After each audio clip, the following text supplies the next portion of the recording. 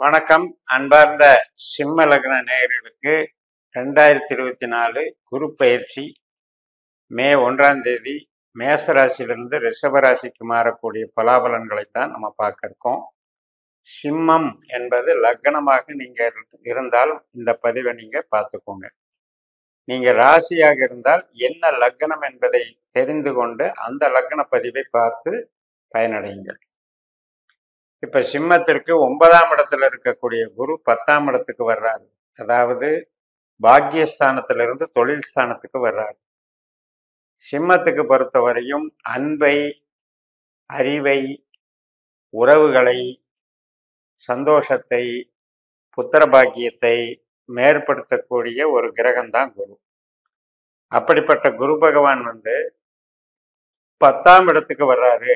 அப்படிங்கும்போது இந்த நான் சொல்ற விஷயங்களுக்கெல்லாம் கொஞ்சம் உறவு சார்ந்த, இன்பம் சார்ந்த விஷயங்களுக்கு கொஞ்சம் அவரு மைனஸ் பண்ணுவாருங்கிறது தான் அதில் இருக்கிற கணக்கு. ஆனா நம்ம ஜென்ரலா என்ன சொல்லுவோம், 10ஆம் இடத்துல குரு வந்தா தொழில் கெட்டு போயிடும்னு சில பேர் ஜோதிடத்துல வழக்கு மொழி உண்டு. அதுல பாதிப்பு கொடுக்காத அளவுக்கு பண்றாரு அப்படிங்கிறத எப்படி எடுத்துக்கணும் அப்படின்னு பார்த்தீங்கன்னா, இப்ப நமக்கு மூளை உழைப்பு சார்ந்த தொழில், கமிஷன் தொழில், கலை தொழில் இது மாதிரி இருந்தால் அந்த மாதிரி விஷயங்களுக்கு இது கொஞ்சம் டிஸ்டர்ப் பண்ணுது. ஆனால் அதே நேரத்தில் பணம் போட்டு பணம் பண்ணுறது, உற்பத்தி பண்ணுறது, ட்ரேடிங் பண்ணுறது, மேனுஃபேக்சரிங் லைனில் நீங்கள் ஒரு பார்ட்னர்ஷிப் கன்சர்னாக இருக்கிறது அல்லது டிஸ்ட்ரிபியூட்டராக இருக்கிறது, ஏஜென்சியாக இருக்கிறது, இது மாதிரி பொருள் சார்ந்த தொழிலை பண்ணும்போது இந்த 10ஆம் இடம் என்பது கெடுதல் செய்யாது.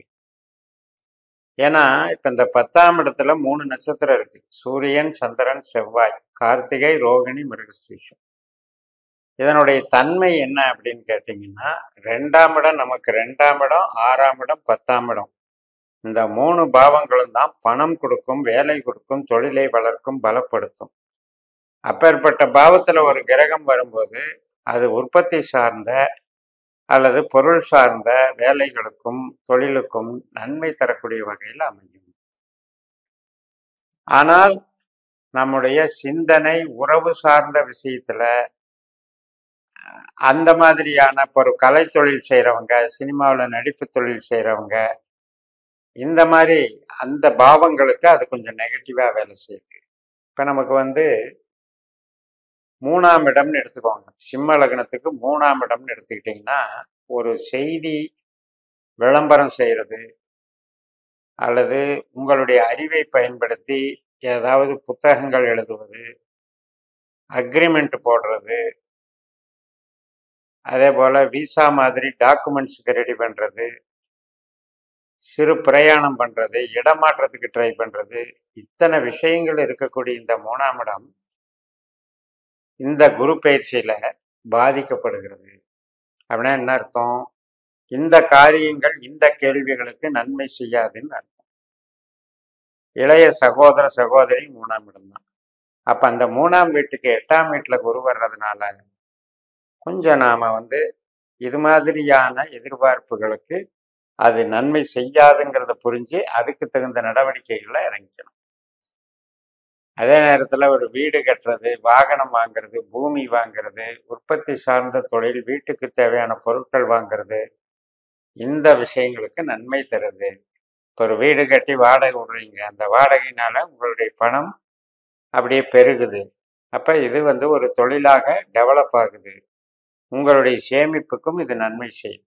இப்ப அந்த வகையில பொருள் சார்ந்த விஷயங்களுக்கு நன்மைகளாக அது வேலை செய்யும். தாயாருடைய ஆரோக்கியம், அவர்களுடைய வளர்ச்சி, உடல் நலம், மனநலம் எல்லாமே நல்லா இருக்கும். குழந்தைகள் அவர்களுடைய வளர்ச்சிக்காக டெவலப் பண்றதுக்கு நீங்க உதவுவீங்க. அதுக்கு சில உதவிகள் கிடைச்சிக்கிட்டே இருக்கும். உங்களுடைய மன அமைதி, சந்தோஷம் குறையாம பார்த்துக்கும். வேலையில உங்களுக்கு மிகப்பெரிய முன்னேற்றம் நடக்கும். அதனாலதான் இந்த 2ஆம் இடம், 6ஆம் இடம், 10ஆம் இடத்துல எந்த கிரகங்கள் வந்தாலும் தொழில் சார்ந்த நன்மைகளை நம்ம சொல்லலாம். ஆனால் கணவன் மனைவி உறவு சார்ந்து, தாம்பத்திய உறவு சார்ந்து அல்லது ஒரு பார்ட்னர்ஷிப் போட்டுட்டு இருக்கீங்க அப்படின்னாலும் அந்த ஒரு கேள்வி இருக்கு நம்மகிட்ட. கணவன் மனைவி ரிலேஷன்ஷிப்போ அல்லது பார்ட்னர்ஷிப்பினுடைய ஒரு பலம் எப்படி இருக்குன்னு கேட்கும்போது உடன்பாடு இல்லாமல் போய்கிட்டு இருக்கும். அதிருப்தி மனப்பான்மையை செய்யும். அதனால சில ஆர்கியூமெண்ட் நடக்கும். கருத்து வேறுபாடுகள்னால சில பிரிவினைகள் உண்டாகும். இல்லை கூட்டு குடும்ப வாழ்க்கையில பார்த்தீங்கன்னா 2 குடும்பத்துக்கும் சண்டையாயிடும். ஒரு சின்ன ஆர்கியூமெண்ட்டு 2 குடும்பத்தில் வளர்ந்து அது டெவலப் ஆனதுனால அதை மீறி நாம் எதுவுமே இணைஞ்சி பழகி பேசி அதை மீண்டும் அதை காம்ப்ரமைஸ் பண்ண முடியாத சூழலை உருவாக்கிக்கிட்டே இருக்கும். அந்த ஈகோ வளர்ந்துக்கிட்டே இருக்கும். அப்போ இது மாதிரி நம்மளுக்கு மனம், அறிவு, உறவு, சந்தோஷம் இதுக்குண்டான விஷயத்துக்கு இந்த குரு கொஞ்சம் நெகட்டிவாக இருக்கிறதுனால இந்த ஒரு வருஷ காலத்தில் இது மாதிரி நிகழ்வுகள் நமக்கு தொடங்காது அப்படின்னால நாம் முடிஞ்ச அளவு கண்ட்ரோலபிளாக போய்க்கணும். அதிகமாக நம்ம நினைச்சதே நடக்கணும்னு எதிர்பார்த்து உறவுகள் விஷயத்துல நம்முடைய கருத்தை திணிக்கக்கூடாது. அது திணிக்க திணிக்க மறுபடியும் பர்ஸ்ட் ஆகும். பூர்வீகம், குலதெய்வம், தந்தை வர்க்கம் மற்றும் ஆராய்ச்சி கல்வி, வெளிநாடுக்கு தொடர்பு கல்வி இதெல்லாத்துக்குமே சிறப்பாக இருக்கு. இந்த உணர்வுகள் அதே மாதிரி அரசியல் ரீதியாக பயணிக்கிறவர்கள், ஒரு ட்ரஸ்ட் வச்சு நடத்துகிறவங்க, டிரான்ஸ்போர்ட் நடத்துகிறவங்க உங்களுக்கெல்லாம் சிறப்பாக இருக்கு. கன்சல்டிங் பிஸ்னஸ் பண்ணுறவங்களுக்கும் வளர்ச்சிகள் நன்றாக இருக்கு. உற்பத்தி சார்ந்த துறைகள் அனைத்து விதமான ப்ரொடக்ஷன் லைனில் இருக்கவங்களுக்கும் வளர்ச்சியை கொடுக்கும். மூத்த சகோதர வழி, சகோதரி வழி, நண்பர்கள் வழி அவர்களுக்கெல்லாம் சில இடமாற்றங்கள் ஏற்படலாம், விரயங்கள் ஏற்படலாம், மனசஞ்சலங்கள் ஏற்படலாம். அதே சமயத்தில் நாம் ஒரு மூலதனம் போட்டு தொழில் தொடங்கலாம்னா அதுக்கு சப்போர்ட்டு கிடைக்கும். நம்ம அந்த காலகட்டத்தில் செய்யக்கூடிய முயற்சிகள் வளர்ச்சி பெறும், தொழில் வளரும்.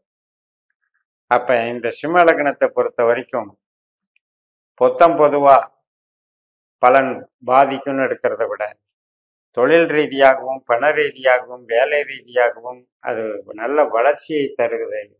உறவு ரீதியாக மட்டும் சற்று பாதிக்குது, ஈகோ ரீதியாக கொஞ்சம் பாதிக்குது.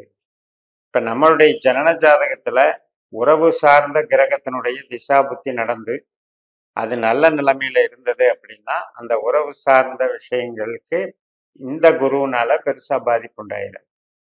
9 கிரகங்கள் 12 ராசிகள்ல போக போக இது எல்லாமே கலந்துதான் நமக்கு பலனா வருமா ஒழிய ஒரே ஒரு கிரகம் அனைத்து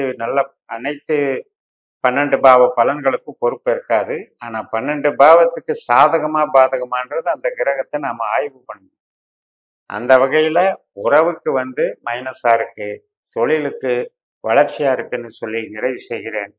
இந்த சேனலை சப்ஸ்கிரைப் பண்ணி ஷேர் பண்ணுங்க. உங்க தனிப்பட்ட ஜாதக பலாபலன்களை என்னுடைய வாட்ஸ்அப் நம்பர்ல தொடர்பு கொண்டு பலன் பெறுங்கள். உங்களிடமிருந்து விடைபெறுகிறேன். உங்கள் JMS. நன்றி, வணக்கம்.